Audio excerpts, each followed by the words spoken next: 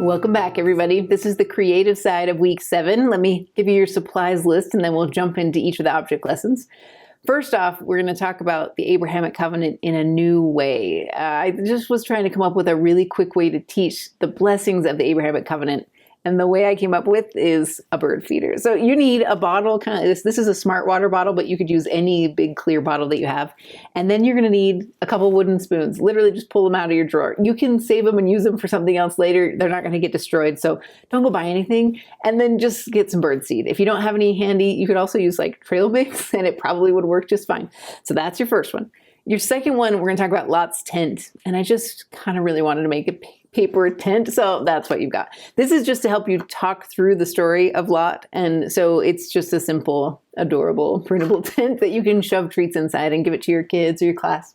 The third one is for our throwdown. If you haven't noticed on the chart this week, it's throwdown week. So we're actually talking about miracles. And for this, you need something that can blow wind. It could be a fan, it could be a hairdryer, it could be a shop vac. And then you need some round objects that are fairly lightweight. We used ping pong balls, but you could use any number of things, but I'll get into that in just a second.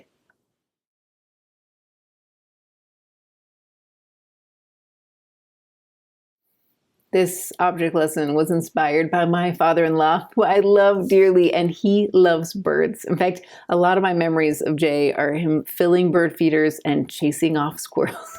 So this one's for you, Jay.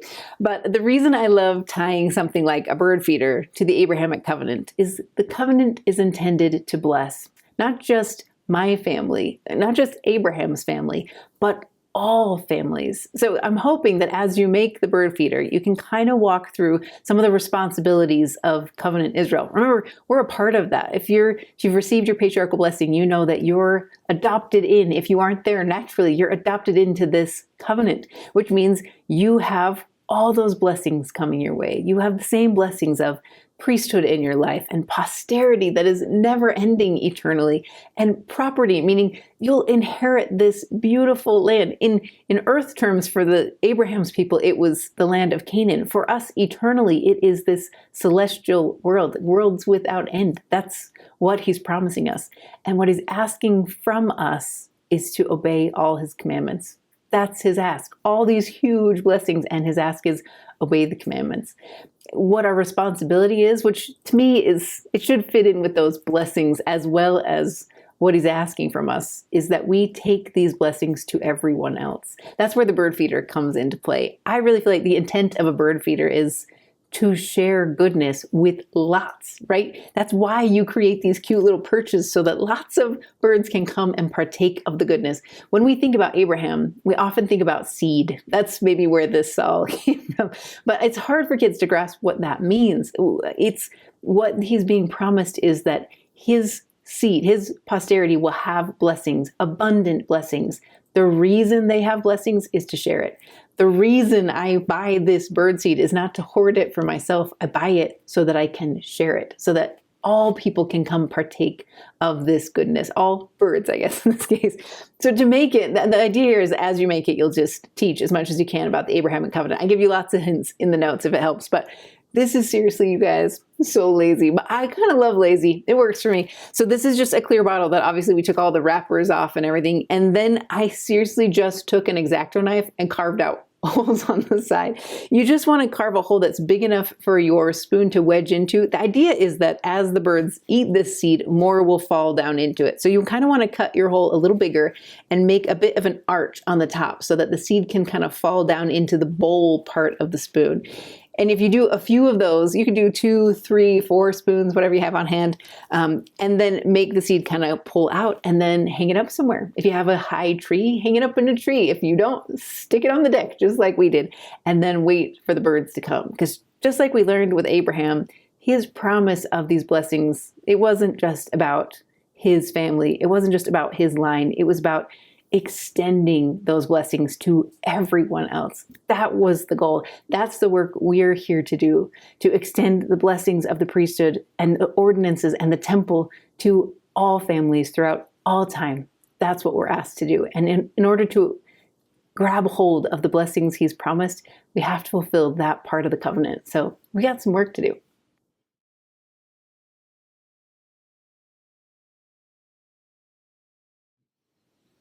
That little story in Genesis about Lot and where he pitched his tent and how it ended up for him speaks volumes about the risks of turning our hearts towards wickedness.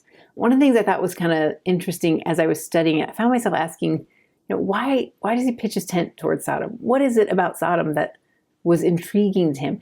And then I started to picture it in a tent. I kind of wondered if he's in a tent and the doors are open, he can comfortably keep an eye on Sodom without anyone else even knowing that that's what he's doing. I don't know if that means his whole household was pitched towards Sodom or if he just pitched his tent towards Sodom.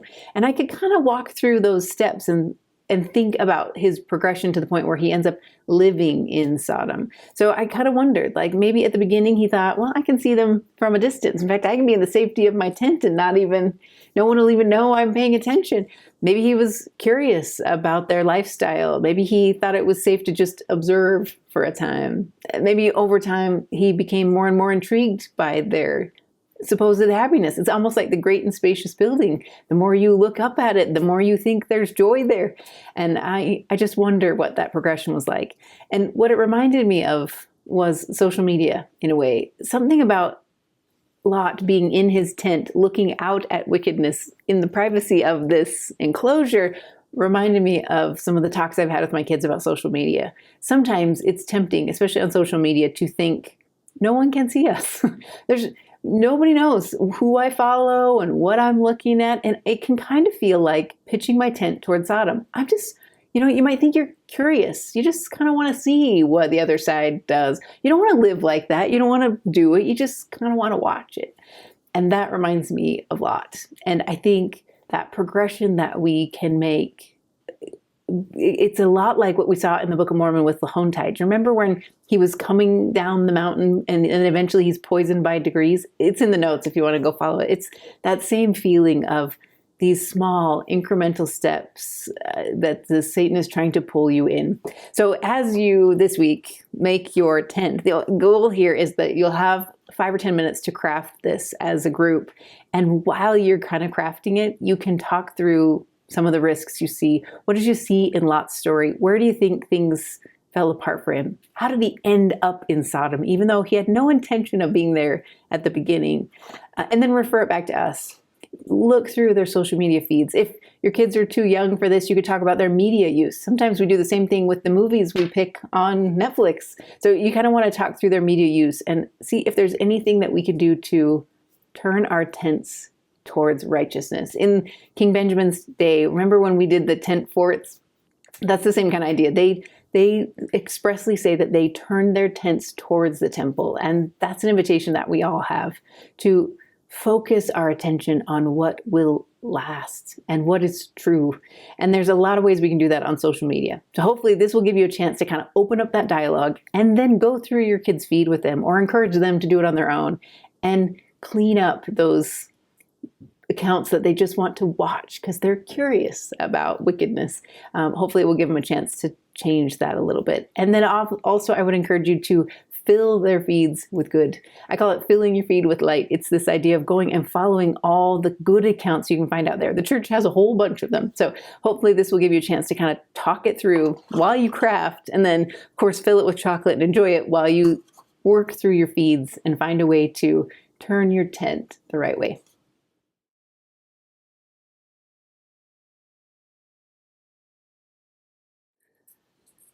I hope you guys are ready for a throwdown. Okay, if you haven't noticed on your chart, this is throwdown week, where the families in the course and the classes in the course compete for a very small prize. The goal of this week is to help your kids understand this miracle that happens with Abraham and Sarah and the final birth of their son. We don't actually get to see the birth until next week, but in this moment in time, we know that the promised blessing will occur. And that is a miracle moment, mostly because of the craziness of the scenario. In fact, the Old Testament is full of those moments where you actually can know for a certainty that God was involved because there's no way it adds up any other way. There's no way that a blast of horns can make walls tumble down. So God is involved in Jericho. The same thing happens here with Sarah and Abraham. Sarah is 90. Abraham's 100 when they finally have Isaac as the son. And that teaches us something about how much God is involved in their lives. It's also supposed to be a type for Christ's miraculous birth. When you see Abraham and Sarah have this miraculous beginning, it's supposed to help us understand and appreciate the miracle that's coming a couple thousand years down the road when Christ comes in a miraculous way as well. So to teach it to your kids, you basically need to create a miracle moment. That's kind of hard to pull off, but I got you. Okay, so essentially all you need is a ping pong ball and an air source. The air source is going to shoot straight up in the air and the ping pong ball will hover over it. But before you get there, you want to give your kids a question. Just challenge them and say, okay, if I hit this ping pong ball with a blast of air from my hairdryer, what do you think will happen? And in fact, you could hold it this way and turn it on and it would shoot across the room. The goal with this object lesson is to show how you can control it. So you're going to take that same hairdryer and you're going to prop it up on your surface. We used a desk and then we kind of propped ours up with books to get the airflow directly straight up. Then you're going to slowly take your ping pong ball and put it right in the stream of the air. And what you'll see really quickly is that it hovers. It's this miracle moment that because of all this adversity, all this wind that's coming, this Bernoulli's principle happens and this ball will spin in midair and stay right in the center. But it wouldn't work without that channel of adversity. That's to help you understand what happened with Abraham and Sarah. It's because their life was so hard and because they had to wait for so long that this moment when they're promised this son is coming within the year is miraculous to them. It is that moment when the ball hovers and they know that God is involved in their lives. So the throwdown is to see what you can add to this. When we tested this object lesson a long time ago, back in the Book of Mormon, some of you got out of the box and added a few other balls. In fact, you added a few other items, and immediately my heart wanted to make it into a throwdown. So if you want a chance to win the throwdown, you have to enter your photo or video on the discussion board. So go to the creative discussion boards. You can find it in the top right of any video. In this case, I want them posted on the creative video, and you need to post a picture or a video of your family trying out this miracle moment. We have 3 prizes this week for the throwdown. The first one is the most items that you're able to levitate. I don't care what they are, however many things are in your Airstream, that's one of the prizes. So that would get you a $25 gift card. If you want to, you could go out to like an industrial sized fan outside of a building. You could do all kinds of things, but the most items that I can see in your shot, that will win a prize. The second $25 gift card is that you will, this is the most creative item levitated. So it doesn't have to be ping pong balls. Get creative and see what you can come up with that you can get to levitate. I don't care how many they are, but show me something creative in your stream of air. And then the third one is just the most fun to watch. So whether you were successful or it totally fails, just post a video that makes us laugh or that is entertaining because of its creative approach, and you'll likely win a $25 gift card as well. I will post the winners of this week's throwdown in next week's live. So the live that happens on Monday, we'll talk about the winners. After you've had a full week of study in week 7, we'll talk about the winners. And then I will just send you your Amazon gift cards via email so you'll have some fun money to spend. But that's kind of the goal with this week. So hopefully you have a chance to make a miracle moment and capture it on film or video and share it with the rest of us so we can enjoy watching the show.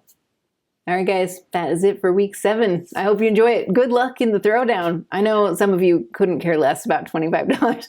I don't blame you. It's not that much money. But my hope here is that you'll post anyway, just so that the other families in the course, that we can kind of gather in one place and celebrate each other's attempts at miracles.